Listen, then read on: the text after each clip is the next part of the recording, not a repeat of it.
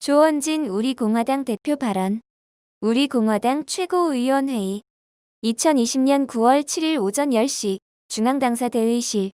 조국 딸 추미애 아들에게 젊은이들이 분노하는 것은 왜 공정하지 않느냐는 것이다. 모두 발언. 박근혜 대통령 인신 감금, 옥중투쟁 1257일째 되는 날입니다. 박근혜 대통령에 대한 불법 탄핵, 거짓 탄핵 이후에 대한민국의 법치는 무너졌습니다. 대법원에서 오늘 대법관이 한 명 더 임명됩니다. 소위 문재인 좌파 파쇼 정권의 대법원이 완성되었다고 봅니다. 13명 중에서 10명의 대법관이 이 정권에서 임명한 사람입니다. 전교조가 합법화되는 과정을 대법원에서는 거쳤습니다. 그 길로 갈 것입니다. 그렇게 되면 교사들의 전교조 가입이 급속도로 늘어나고 대한민국의 역사나 교육은 더 진하게 붉은색으로 바뀌게 될 것입니다. 박근혜 대통령 정부에서 전교조를 법의 노조로 한 것은 대단히 합법적이었고, 해직자에 대해서 회원 가입 자체를 부정하는 입장에서는 박근혜 대통령 때의 대법원과 고등법원에서는 합법적이라는 판결을 받았습니다. 좌파 김명수 문재인 좌파 독재 정권의 대법원은 이를 뒤집어 버렸습니다. 대한민국의 어린 학생들이 대한민국의 역사를 잊어버리고 좌파들의 역사, 붉은 역사가 이승만 대통령의 건국을 부정하고 박정희 대통령의 부국강병을 부정하고 이승만, 박정희 대통령보다 김일성 3대 세습 정권에 더 많은 비중을 두고 있는 교과서를 가지고 의식화된 교사들이 학생들을 가르치는 현장을 우리는 목도하게 될 것입니다. 지금까지 그들이 걸어왔던 길이 그러했습니다. 가정에서 아무리 가정교육을 한다 하더라도 학교에서 더 많은 시간을 보내고 있는 어린이들과 청소년들에 대한 대한민국의 미래는 암울해집니다. 대법원의 전교조 합법화의 판결은 대한민국의 체제와 역사를 무너뜨리는 굉장히 큰 중대한 사건입니다. 우리 공화당 동지들과 우파 국민들, 대한민국의 역사와 대한민국의 자유민주의 체제를 수호하자는 국민들은 이번 판결을 예의주시하고 전교조 합법화에 찬성한 대법관들에 대해서 언젠가는 역사의 심판을 받게 해야 합니다. 박근혜 대통령의 탄핵 문제를 바로잡지 못하니까 불의를 저지른 사람들이 이제 대한민국을 불의의 나라로 끌고 가는 것. 뇌물 한 푼 받지 않은 분에 대해 제3자 경제공동체, 또 묵시적 청탁 등등의 법률 용어에도 나오지 않는 그런 용어를 가지고 대통령에 대해서 마녀사냥했습니다. 그것은 전부 거짓이었고 그것은 불의의 세력들에 의해 그렇게 된 것입니다. 결국 박근혜 대통령의 탄핵 문제를 바로잡지 못하니까 불의를 저지른 사람들이 이제 대한민국을 불의의 나라로 끌고 가는 것입니다. 법치가 살아있고 법이 공정하고 법 앞에 만민이 평등한 이러한 법이 잘 지켜지던 대한민국이 조국을 비롯한 추미애 등등에 의해 대한민국의 법치를 완전히 무너뜨리는 일들이 일어났습니다. 그들이 말하는 개혁은 정권을 장악하고 그들이 가고자 하는 독재의 길, 사회주의의 길로 가고자 하는 하나의 수단 용어에 불과합니다. 저는 그렇게 봅니다. 조국은 너무 조잡스럽고 추미애는 너무 추합니다. 그렇게 자신 없는 자식들에 대해 부모로서 할 도리가 아니라고 봅니다. 지금이라도 대한민국이 살아있다는 것을 보이려면, 법 앞에 만인이 평등하다는 것을 보이려면 아주 기본적인 원칙에 충실해야 합니다. 조국 딸과 추미애 아들의 문제는 간단한 문제가 아닙니다. 그들이 다른 장관도 아니고 법무부 장관이기 때문에 더더욱 그렇습니다. 그들에 대한 도덕적 잣대는 다른 사람에 비해서 훨씬 더 높아야 합니다. 저도 군을 만기제대한 사람입니다. 대한민국의 남성들의 대부분, 일부 여성분들은 군을 갔다 옵니다. 군을 갔다 온 분들은 다 합니다. 어떠한 절차를 밟아서 휴가를 가야 하고 미복귀될 때는 어떠한 절차를 밟아야 하고 그것은 대단히 엄중한 군법에 의한 처벌을 받을 수밖에 없다라는 것을 대한민국 국민의 반 이상이 다 알고 있는 거예요. 실질적으로 경험을 통해서 아는 것입니다. 아무리 이런저런 핑계를 대더라도 빠져나갈 수 없는 것입니다. 젊은이들이 분노하는 것은 왜 공정하지 않느냐는 거예요. 왜 조국에게 젊은이들을 분노해서 화를 내고 한 것은 다름 아닌 입시에 대한 공정성이 없었다는 것입니다. 추미애 아들에 대해서 이렇게 많은 국민들이 분노하는 것은 병역에 대한 공정성이 없었다는 것입니다. 공정이 무너진 나라는 기본적인 모든 관행이 무너지게 됩니다. 말로만 문재인 씨가 그렇게 떠들던 공정은 어디로 갔습니까? 우리 공화당은 다시 한번 말씀드립니다. 대한애국당 창당으로부터 3년이 지났지만 우리는 원칙에 흔들리지 않았습니다. 이익을 쫓아가지 않았습니다. 누가 어떻더라 해서 그 말에 함부로 휩쓸리지 않았습니다. 자유민주주의 체제, 위대한 대한민국의 역사, 그리고 박근혜 대통령의 불법 탄핵, 이 탄핵의 진실을 밝히지 않고서는 대한민국이 바로 설 수 없다는 것이 우리 공화당의 불변의 원칙이고 가치이기도 합니다. 이제 우리 공화당은 그 원칙, 가치에 흐트러짐 없이 나아가겠습니다. 집회 신고를 할 자유, 정당의 정상적인 정당 활동을 할 자유는 헌법에 보장된 가치이다. 우리 공화당이 판단해서 중국 폐렴이 잡히지 않는 상태에서 집회 신고를 취소하는 것도 우리들의 몫이다. 문재인 좌파 파쇼 정권 당신들이 이렇게 저렇게 말할 수 있는 것이 아니다.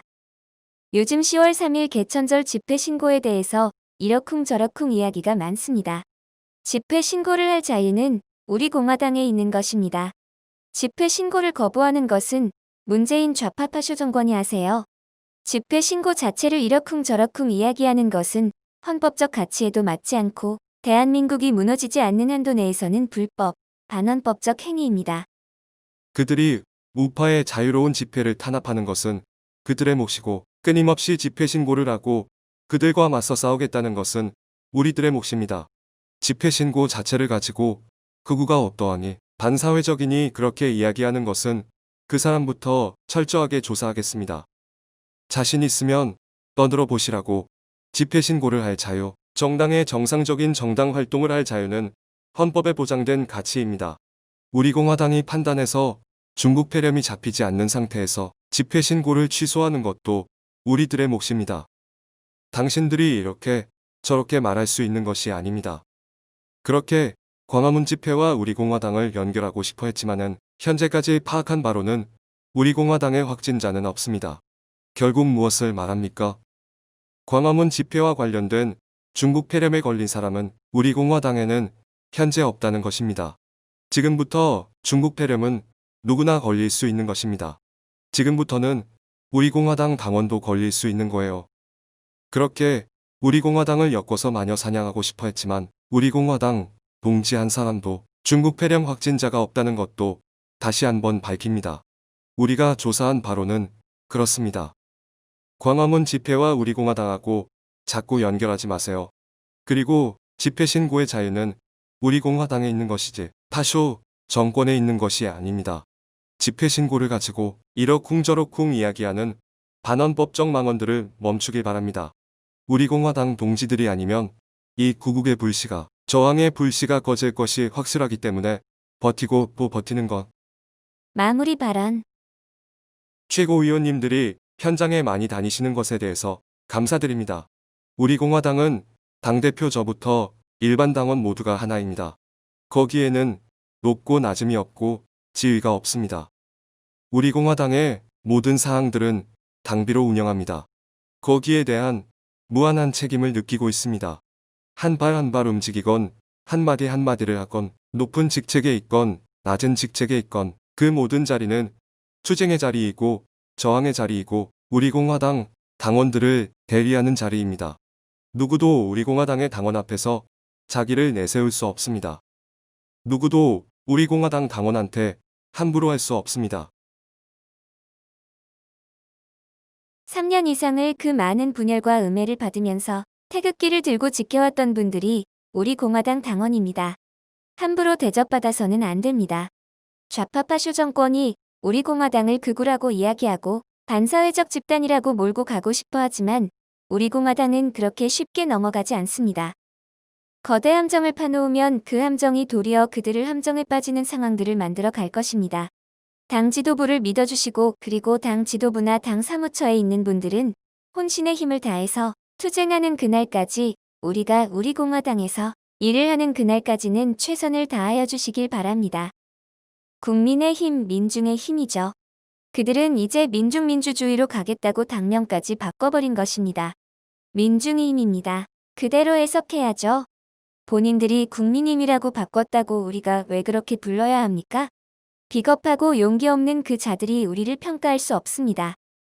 광화문 문제가 터지니까 도망가듯이 극으로 몰고 도망가는 꽁무니를 보면서 박근혜 대통령 불법 탄핵에 거짓이 세상을 뒤흔들고 80가지의 잘못된 거짓으로 대한민국을 흔들 때 꽁무니 빼고 굴종하고 탄핵에 찬성하던 그때의 국회의원들의 비굴한 모습을 보고 있습니다. 제2의 야당이라는 자들의 비굴함을 국민들은 다 알고 있습니다. 우리 공화당이 당당하게 투쟁하고 당당하게 헌신하면 국민들이 평가를 합니다. 조급해할 필요는 없지만 내부의 힘을 길러야 합니다. 제가 당대표에 있는 한 누구도 오만할 수 없습니다. 당원이 제1인 당으로 만드는 것이 우리의 임무입니다.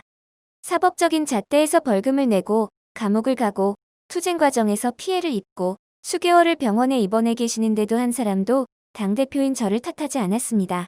그것이 우리 공화당 당원들입니다.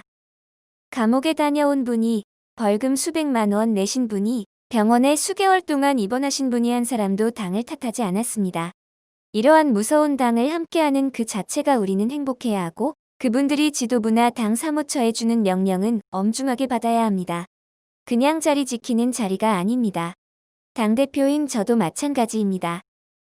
이것이 우리 공화당이 집권하는 과정이고 반드시 집권하는 날이 온다고 봅니다.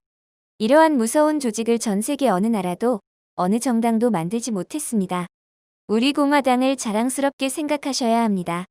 함부로 폄하해도 안 됩니다. 확실한 사안을 가지지 않고 우리 공화당을 폄하하시면 안 됩니다.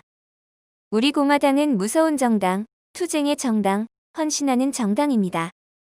제가 오늘 사전 최고위원회의에서 말씀드린 내용입니다.